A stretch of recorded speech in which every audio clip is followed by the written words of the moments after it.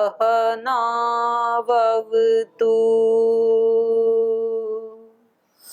सहनौ भुनक्तु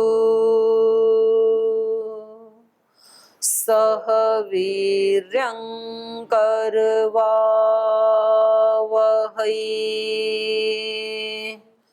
तेजस्विनावधीतमस्तु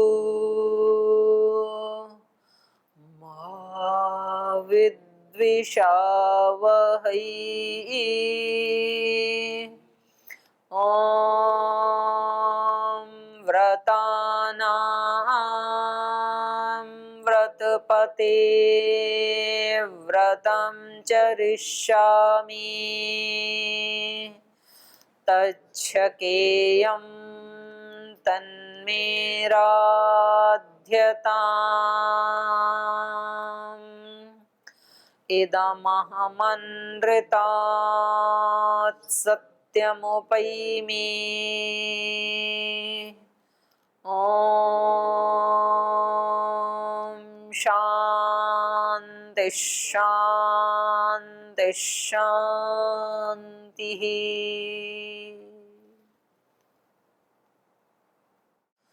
तो 4 अध्याय हम पढ़ चुके हैं, जिनमें 3 अध्याय हैं उनमें जो मूल सिद्धांत हैं सांख्य के उनका प्रतिपादन किया गया, और चतुर्थ अध्याय में उन सिद्धांतों को कुछ दृष्टांतों के माध्यम से समझाया गया हमें।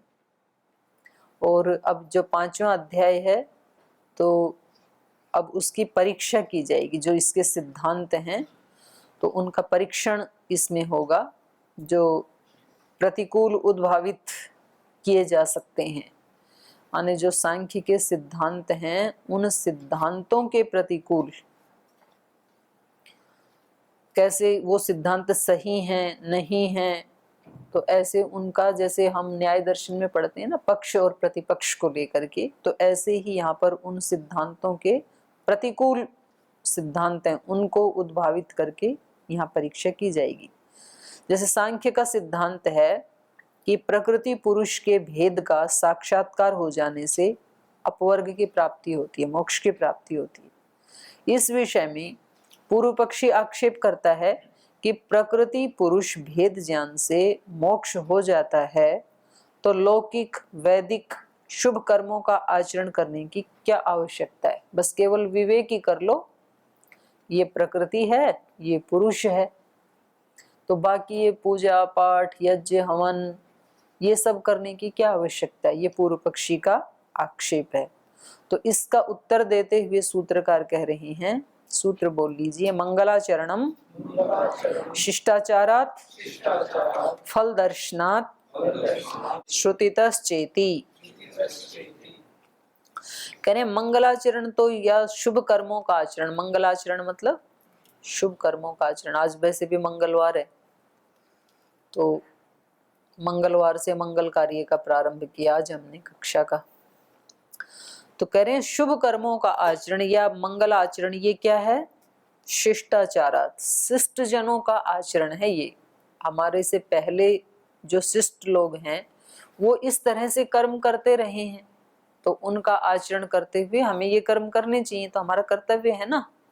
हमारे से पहले जो हमारे पूर्वज हैं, हमारे ऋषि मुनि हैं, तो वो यज्ञ और योग को केंद्र में रख करके अपना जीवन जीते रहे हैं।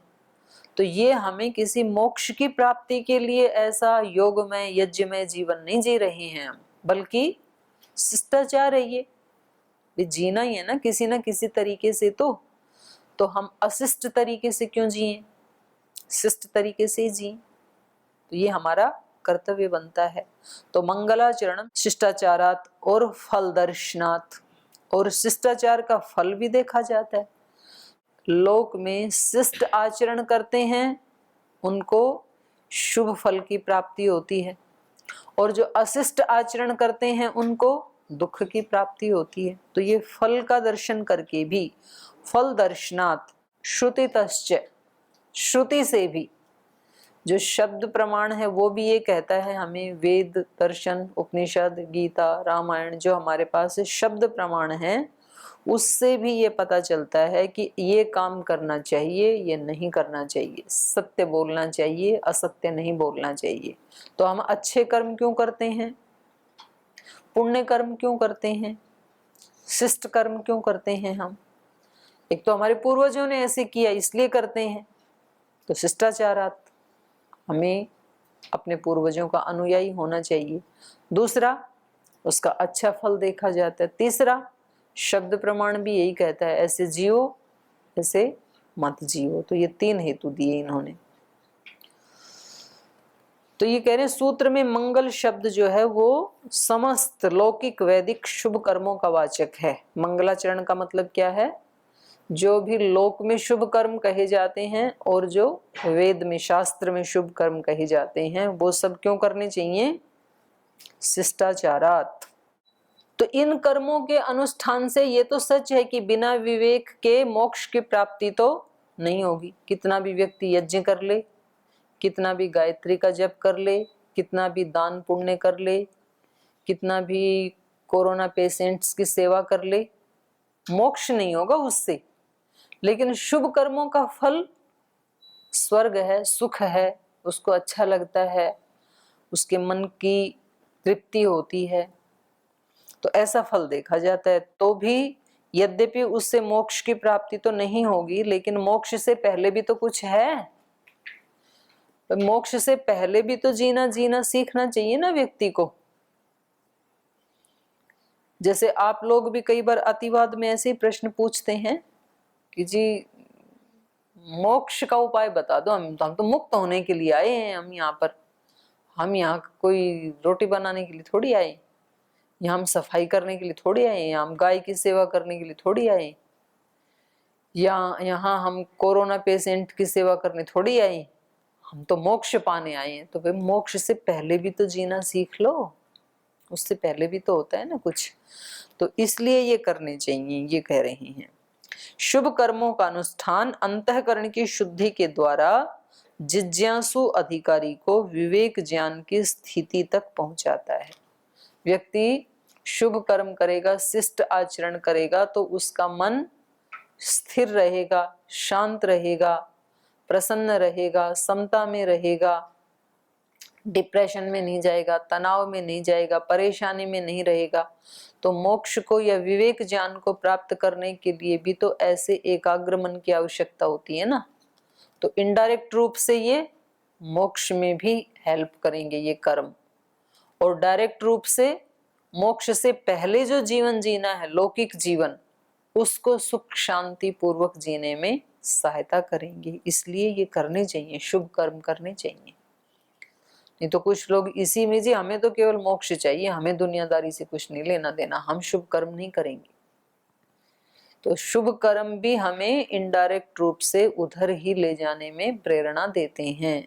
और जो धरती का जीवन है, एक रूट लेवल का जीवन है, उसको जीने में भी ये हमारी सहायता करते हैं। तो इसमें शिष्टों का आचरण प्रमाण है। शिष्टाचार कहा ना, तो माने शिष्ट जनों का। शिष्ट जन कौन है? आत्म जिज्ञासु ऋषि मुनि सब इसी प्रकार का आचरण करते आए हैं। और इसके अतिरिक्त हम ये देखते हैं कि किसी भी फल की प्राप्ति कर्म अनुष्ठान के बिना नहीं होती। तो कर्म न किया होगा तो फल कहाँ से मिलेगा? अन्यत्र फल देखे जाने से हमें प्रेरणा मिलती है कि शुभ कर्मों का अनुष्ठान अवश्य करना चाहिए। कहाँ प्रमाण मिला?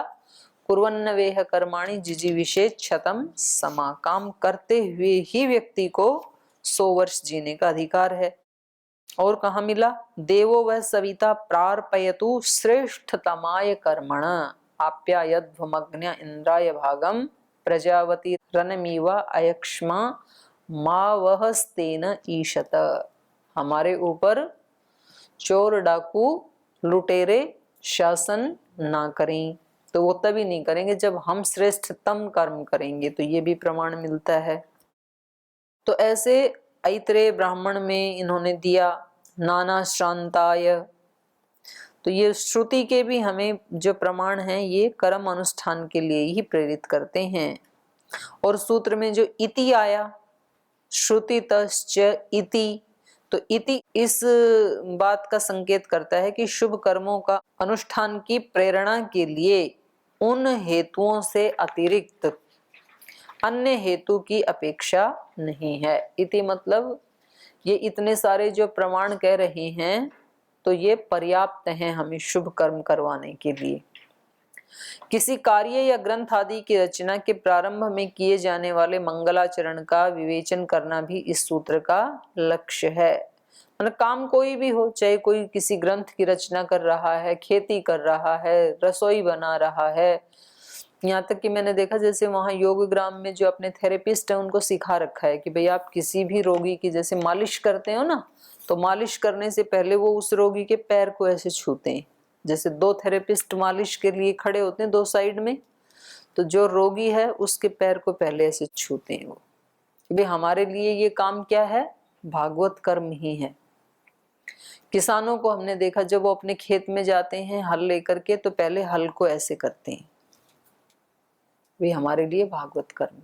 मैंने ड्राइवरों को देखा जब वो सुबह सुबह गाड़ी में ड्राइवर प्रारंभ करता है गाड़ी चलाना तो पहले अपने स्टीयरिंग को ऐसे करता है।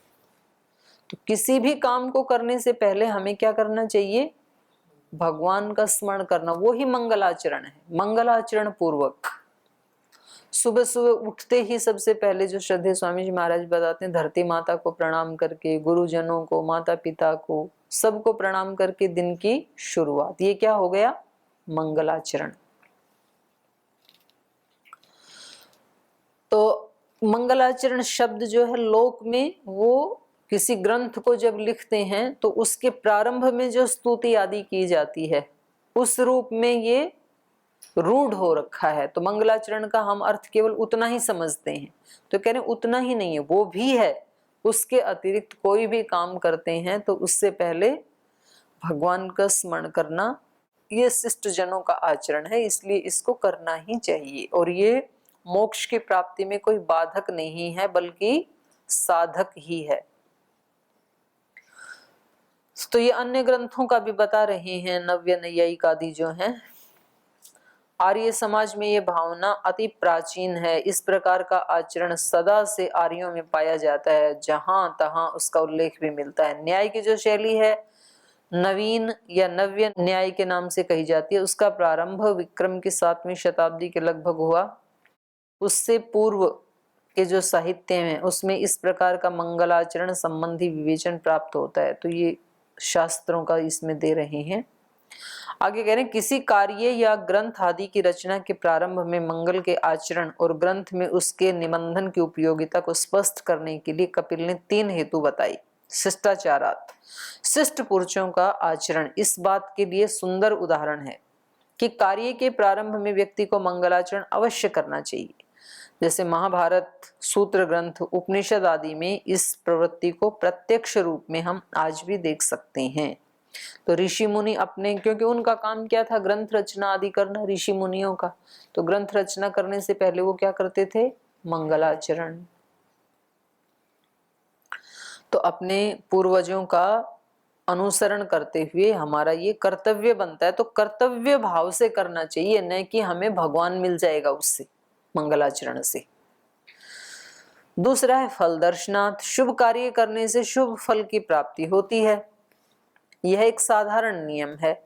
मंगलाचरण भी शुभ कार्य है, तो हम उसके फल की इच्छा रखें या ना रखें, फल तो अवश्य मिलेगा। इस प्रकार शुभ अनुष्ठान से अपने प्रारंभ किए हुए कार्यों को निर्बाध रूप से पूर्ण होने की हमें आशा बंधी रहती है। धैर्य और साहस के साथ उस कार्य को तत्परता से पूरा करने की प्रेरणा मिलती है। ये बात आर्य जनता में इतना घर किए हुए है कि साधारण ग्रामीण जन भी कोई कार्य प्रारंभ करते समय सदा भगवान का नाम स्मरण अवश्य कर लेता है। बोलते ही है ना ऐसे, लो भाई मालिक का नाम लो, भगवान का नाम लो, राम का नाम लो, या कोई बोलते हैं जय श्री कृष्णा, जो भी उनका है, या गुरु को याद करते हैं, कुछ भी करते हैं पर करते हैं। तो ये दूसरा क्या हो गया, फल दर्शनात्, उसका फल देखा जाता है। श्रुतितः, ये तो पहले ही बता दिया, श्रुति अर्थात वेद। तो वेद के पाठ या अध्ययन क्रम में भी इसी बात की पुष्टि होती है कि कार्य के प्रारंभ में भगवान का नाम स्मरण अवश्य होना चाहिए, तो उसको मंगल रूप माना गया है। पहली जो ऋचा है ऋग्वेद की अग्निमीळे पुरोहितम, तो इसमें भी ये इसका ज्वलंत प्रमाण है। तो स्तुति है ना, वहां पर ईडे आया ना, ईड स्तुतौ अग्निम ईड़े, डे को ही अड़य हो रखा है। अग्निम ईडे, मैं उस अग्नि की, अग्नि स्वरूप परमात्मा की स्तुति करता हूँ। ईड स्तुतौ धातु है ना, तो ये इस बात का प्रमाण है वेद भी, कि हमें किसी भी काम को प्रारंभ करने से पहले क्या करना चाहिए, भगवान का स्मरण करना चाहिए, भगवान की स्तुति करनी चाहिए। हम यज्ञ भी करते हैं तो सबसे पहले ईश्वर स्तुति प्रार्थना उपासना करते हैं। तो जो पढ़े लिखे हैं, जो शास्त्र को जानते हैं, वो शास्त्र के मंत्रों से संस्कृत के कुछ श्लोक आदि का उच्चारण करके स्तुति कर लेते हैं। जो नहीं जानते हैं वो बेचारे अपनी लौकिक भाषा में उसको स्मरण कर लेते हैं। लेकिन ये हमें परंपरा से ही ये चीज मिली हुई है। इसके अतिरिक्त कपिल का यह सूत्र मंगलाचरण के स्वरूप का भी निर्देश करता है। प्रत्येक ऐसा आचरण जो शिष्टाचारात, न्याय, पक्षपात रहित और फल दर्शनात् सत्य और श्रुतितः वेदोक्त ईश्वर की आज्ञा के अनुसार यथावत सर्वत्र और सदा अनुष्ठान में आए, उसी को मंगलाचरण कहना चाहिए। किसी भी कार्य के प्रारंभ से अवसान पर्यंत उक्त रूप में उसका पूर्ण किया जाना मंगलाचरण का वास्तविक स्वरूप है। तो ये इन्होंने बताया कि लोग, इसने पूछा पूर्व पक्षी ने कि भाई जब आपने 3 अध्यायों में ये बता दिया कि प्रकृति और पुरुष के विवेक ज्ञान से ही मोक्ष की प्राप्ति होगी, तो ये शुभ कर्म हम क्यों करें, ये इतने अनुष्ठान आदि जो जिनका विधान किया है शास्त्रों में, इनकी क्या आवश्यकता है। तो इसका उत्तर क्या हो गया, शिष्टाचारात, फल दर्शनात्, श्रुतितः, 3 हेतु हो गई। वो हमें इसलिए करने चाहिए क्योंकि हमारे शिष्ट पुरुषों ने, पूर्वजों ने वैसा किया। दूसरा फल दर्शनात्, भगवान के नाम का स्मरण करके जब कोई काम करते हैं तो उसका फल भी हमें सुख देने वाला होता है। और तीसरा श्रुतितः, ऋषियों का, वेद का, भगवान का भी यही आदेश है कि कोई काम करो तो कैसे करना, मंगलाचरण पूर्वक। अब ये कह रहे हैं प्रथम सूत्र के द्वारा मंगलाचरण में समस्त लौकिक वैदिक शुभ कर्मों की अनुष्ठेयता का प्रतिपादन किया गया। शुभ कर्म अंतःकरण की शुद्धि के द्वारा आत्मज्ञान के साधन होते हैं। ऐसे हम कर्म करेंगे तो अंतःकरण भी शुद्ध होता है, और अंतःकरण विवेक ज्ञान को प्राप्त करने का सबसे पहला साधन है, तो इनडायरेक्ट रूप से उसके लिए भी साधन है। आत्मज्ञान होने पर मोक्ष प्राप्ति निश्चित है, क्योंकि मोक्ष ब्रह्म का स्वरूप है। इसलिए शुभ कर्म अनुष्ठान ईश्वर के अस्तित्व में साधन बन जाता है। इसके अतिरिक्त मंगलाचरण में फल दर्शन हेतु इस बात का स्मरण करा देता है कि कर्मों के फल का दाता ईश्वर है, क्योंकि वह समस्त जगत का अधिष्ठाता है। ऐसी स्थिति में वादी भद्रम न पश्यति, जो पूर्व पक्षी है वो इस बात को न देखते हुए, भद्रम न पश्यति, इस लोकोक्ति के अनुसार ईश्वर के अस्तित्व या अधिष्ठातृत्व को सहन न करता हुआ प्रतिपक्षी आशंका करता है। तो दूसरा सूत्र भी पूर्व पक्षी का ही है। तो क्या कह रहा है वो, नैश्वराधिष्ठिते फल निष्पत्ति ही कर्मणा तत्सिद्धे है। कह रहे नहीं, ये भगवान की उपासना करना, मंगलाचरण करना, ये सब नहीं समझ में आता है हमें, क्योंकि नैश्वराधिष्ठित फल निष्पत्ति, फल की निष्पत्ति ईश्वर के अधीन नहीं है कि वो भाई किसी का भला कर दे। जो स्तुति करें उनका तो भला कर दे, उनको मुक्त कर दे, और जो स्तुति ना करें उनका भला ना करे, ये ईश्वर के वश में नहीं है। नैश्वराधिष्ठित फल निष्पत्ति, बल्कि कर्मणा सिद्धे, कर्म से फल की सिद्धि होती है। तो ईश्वर को बीच में लाने की क्या जरूरत है। इन्होंने 3 बातें कही थी ना, एक तो शिष्टाचारात, इसलिए शुभ कर्म करने चाहिए, शिष्ट लोगों ने ऐसे किया। दूसरा फल दर्शनात्, तीसरा श्रुतितः, वेद का यही आदेश है। तो श्रुतितः जो कहा था तीसरा, उसके ऊपर इनको आपत्ति है कि भगवान कोई ऐसा व्यक्ति नहीं है कि कोई उसकी चापलूसी करे तो उसको अच्छा फल दे देगा, मुक्त कर देगा। तो उसकी क्या जरूरत है, अपना अच्छा कर्म करो और उससे मुक्त हो जाएंगे। क्योंकि फल की सिद्धि किससे होती है? कर्मणा, कर्म से। कर्मणा तत्सिद्धे है। ईश्वर के अधिष्ठाता होने पर फलों की सिद्धि नहीं होती, बल्कि कर्मणा तत्सिद्धे है, कर्म के द्वारा फल की सिद्धि होती है। ईश्वर से अधिष्ठित जगत में ईश्वर के द्वारा फल निष्पत्ति, कर्म फलों की प्राप्ति संभव नहीं है, क्योंकि फल की सिद्धि कर्म के द्वारा होती है। अभिप्राय यह है कि ईश्वर को जगत का अधिष्ठाता मानने पर यह कहा जाता है कि कर्म फल का देने वाला वही है, परंतु ये कहना ठीक नहीं है, क्योंकि ईश्वर कर्मों की उपेक्षा करके केवल अपने सामर्थ्य से फल नहीं दे सकता। जब फल सिद्धि कर्मों की अपेक्षा आवश्यक है तो ईश्वर को अंतर्गढ़ मानना निरर्थक है। अंतर्गढ़ मान बीच का खड्डा, उसको क्यों बीच में ला रहे हो ईश्वर को? तो कर्म से ही फलों की सिद्धि हो जाएगी, अपने कर्म करते रहो, ईश्वर को बीच में क्यों ला रहे हो? फल प्रदान में ईश्वर की प्रवृत्ति स्वार्थ मूलक है या परार्थ मूलक है? यदि स्वार्थ मूलक है, ये भी पूर्व पक्षी का ही है। कह रहे हैं फल प्रदान करने में ईश्वर की प्रवृत्ति, क्यों ईश्वर फल देता है? इसमें ईश्वर का अपना कोई स्वार्थ है क्या, या दूसरे की खुशी के लिए देता है क्या? तो दोनों में कह रहे हैं यदि वो स्वार्थ मूलक है तो फिर तो ईश्वर कैसा हो गया? लोक जैसा ही हो गया। लोक के व्यक्ति कोई भी कर्म किस लिए करते हैं? अपने स्वार्थ की सिद्धि के लिए। तो ईश्वर भी यदि उसको अच्छा लगता है मंगलाचरण करना, और तब वो मंगलाचरण करने वालों को मोक्ष की प्राप्ति करवाता है, तो ईश्वर कैसा हो गया? लोकवत। स्वोपकारात् अधिष्ठानम लोकवत। स्व उपकारात्, अपने उपकार की भावना से, अधिष्ठानम, अधिष्ठाता होना, ये ईश्वर को लोकवत, लोक में होने वाले साधारण व्यक्ति के समान बना देता है। अर्थात स्वस्य उपकार स्वोपकार या स्वीयस्य उपकार स्वोपकार, अपना उपकार या अपने से संबंध रखने वाले का उपकार। ईश्वर से संबंध रखने वाले वे जीव कहे जाते हैं जो उसकी स्तुति, प्रार्थना, उपासना या भक्ति करते हैं। तो ये दोनों स्थिति स्वार्थ मूलक हैं। जैसे लोक में ऐसे होता है कि किसी को किसी व्यक्ति से काम करवाना है, तो या तो उस व्यक्ति के स्वार्थ को पूरा करने वाली कोई वस्तु उसको दे दो, या फिर उसके संबंधियों को दे दो। जैसे किसी ऑफिसर से कोई काम करवाना है तो या तो ऑफिसर को फल आदि में रख करके कोई रिश्वत दे दो, गिफ्ट दे दो कोई उसमें पैक करके, तो वो काम कर देगा, खुश हो जाते। या फिर वो नहीं लेता है, पता चला भी इसके सामने रिश्वत की बात की तो बिगड़ जाएगा, नाराज हो जाएगा, तो क्या करें? बोले इसके घर पहुंचा दो, इसकी पत्नी को दे आओ, इसकी माँ को दे आओ, तो ये अपना ईमानदार भी बना रहेगा और अंदर से तो किसी को भी बुरा नहीं लगता है, तो काम फटाफट हो जाएगा। और पत्नी कहेगी ये बहुत अच्छा आदमी, इसका काम करो, तो ये कर देगा। तो ये क्या है? लोक व्यवहार है ये।